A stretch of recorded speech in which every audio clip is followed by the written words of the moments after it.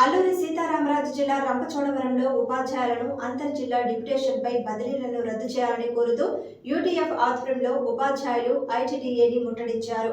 ఉపాధ్యాయులు చాలా మంది దీర్ఘకాలిక రోగులు ఉన్నారని, గర్భిణీ స్త్రీలు, బాలింతలు ఉన్నారని, వారిని డిప్యుటేషన్పై దూర ప్రాంతాలకు బదిలీ చేయడంతో తీవ్ర ఇబ్బందులు పడుతున్నారని నిరసన తెలిపారు. ఈ కార్యక్రమంలో ఒక ఉపాధ్యాయులు అస్వస్థకు గురవడంతో ఆసుపత్రికి తరలించారు. అవుట్సోర్సింగ్ విధానాన్ని రద్దు చేసి సిఆర్టీ ఉపాధ్యాయులుగా నియమించాలని డిమాండ్ చేశారు. ఈ నిరసన కార్యక్రమంలో యూటీఎఫ్ నాయకులు, ఉపాధ్యాయులు పాల్గొన్నారు. గిరిజన విద్యపై ప్రభుత్వం ఉండి వైఖరి, గిరిజన విద్యను భ్రష్టు పట్టించే ప్రభుత్వం ఉండి వైఖరి, అక్రమ డిప్యుటేషన్లు వెంటనే, సమాన పనికి అవుట్సోర్సింగ్ వద్దు,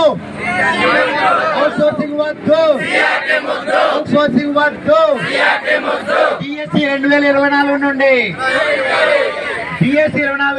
నుండి జిందాబాద్ 2022 పిఆర్సీ ప్రకారం గురుకులాల వారి న్యాయమైన కోర్కెలను జిందాబాద్ వర్ధిల్లాలి ఆంధ్రప్రదేశ్ ఐక్యోపాధ్యాయ ఫెడరేషన్. ఉపాధ్యాయుల కార్మికుల పోలీసుల ఐక్యత. అందరికీ గుడ్ మార్నింగ్ అండి. మేము గత నవంబర్ నెల 4వ తారీఖు నుంచి మా న్యాయమైనటువంటి సమస్యల కొరకు గిరిజన గురుకుల అవుట్సోర్సింగ్ ఉపాధ్యాయులము అలాగే లెక్చరర్సము ఈ యొక్క సమ్మెబాటులో ఉన్నామండి. మా యొక్క న్యాయమైనటువంటి డిమాండ్స్ అనేవి అవి ప్రభుత్వానికి కానీ మా గురుకుల సొసైటీకి కానీ అవి పెద్ద ఇబ్బందికరమైనవి ఏమి కాదండి. గత 10-15 సంవత్సరాలుగా మేము అవుట్సోర్సింగ్ విధానంలోనే పనిచేసుకుంటూ వస్తున్నాం. ఇప్పటికీ కూడా మాకు జీతాలు 10,500, 12,000, 14,800, 16,000 ఈ జీతాలే ఉన్నాయి కానీ ఏ పిఆర్సీ ప్రకారం కూడా మాకు జీతాలు ఇవ్వట్లేదండి. అందుకని మూడు న్యాయమైన డిమాండ్స్ మేము ప్రభుత్వం ముందు పెట్టి సమ్మెబాటులో ఉన్నామండి. ఒకటి, అవుట్సోర్సింగ్ విధానం అనేది మా యొక్క గిరిజన సొసైటీలో లేదండి. రెండు విధానాలు ఉన్నాయి. ఒకటి కాంట్రాక్ట్, 2 రెగ్యులర్. మరి లేని విధానంలో మమ్మల్ని తోసి మా చేత మరి అనకూడదు కానీ బానిసత్వానికి గురి చేసి వెట్టి చాకిరీ పనులు ఉదయం 5 గంటల నుంచి సాయంత్రం 9-9:30 వరకు, మరి హాలిడే రోజును కూడా, సెలవు రోజులు కూడా స్టడీస్ చేయించి హౌస్ డ్యూటీలు వేసి అంటే రెసిడెన్షియల్ స్కూల్స్ అవడం వల్ల ప్రతి బాధ్యత కూడా మా మీదే ఉంటుందండి. లోకో పీరియడ్స్ మేము ఉండాల్సి వస్తుంది. కాబట్టి మా యొక్క అవుట్సోర్సింగ్ అనేటువంటి పదాన్ని తీసివేసి కాంట్రాక్టులో మమ్మల్ని మార్చాలని కోరుతున్నామండి మా బైలాస్ ప్రకారం, గురుకుల బైలాస్ ప్రకారం. రెండవదిగా 2022 పిఆర్సీ ప్రకారం మరి మా తోటి ఉన్నటువంటి హాస్టల్ స్కూల్స్లో 2022 పిఆర్సీ ప్రకారం వారికి స్కేల్ ఇవ్వడం జరుగుతుంది. కాబట్టి మేము కూడా గిరిజన టీచర్లమే, మేము గిరిజన విద్యా వ్యవస్థల్లోనే మేము పనిచేస్తున్నాం కనుక మాకు కూడా 2022 పిఆర్సీ ప్రకారం జీతాలు ఇవ్వాలని విన్నవించుకుంటూ ఉన్నాం. ఈ మధ్య భయంకరమైన విషయం ఏంటంటే, గత 10-12 సంవత్సరాల నుంచి మేము పనిచేస్తూ ఉంటే మా యొక్క పోస్టులను చాలా ఖాళీలు రాష్ట్రంలో అనేక డిపార్ట్మెంట్లో ఖాళీగా ఉంటే మా పోస్టులనే ప్రత్యేకంగా జగన్మోహన్ రెడ్డి గవర్నమెంట్ వారు డిఎస్సిలో కలిపారు. ఇప్పుడు ఈ కూటమి ప్రభుత్వం చంద్రబాబు నాయుడు గారి గవర్నమెంట్ కూడా మరి డిఎస్సిలో కలిపేశారు. మేము గవర్నమెంట్ని ఒకటే అడుగుతున్నాం, మా యొక్క డిఎస్సిలో కలిపినటువంటి 2024 డిఎస్సిలో కలిపినటువంటి 11-24 పోస్టులు మేము మినహాయించి మాకు ఉద్యోగ భద్రత కల్పించాలని విన్నవించుకుంటా ఉన్నామండి. మరి ఎందుకో తెలియట్లేదు, ప్రభుత్వం మా పట్ల చిన్న చూపు చూపిస్తా ఉంది, స్పందించడం లేదు, అధికారులు స్పందించడం లేదు.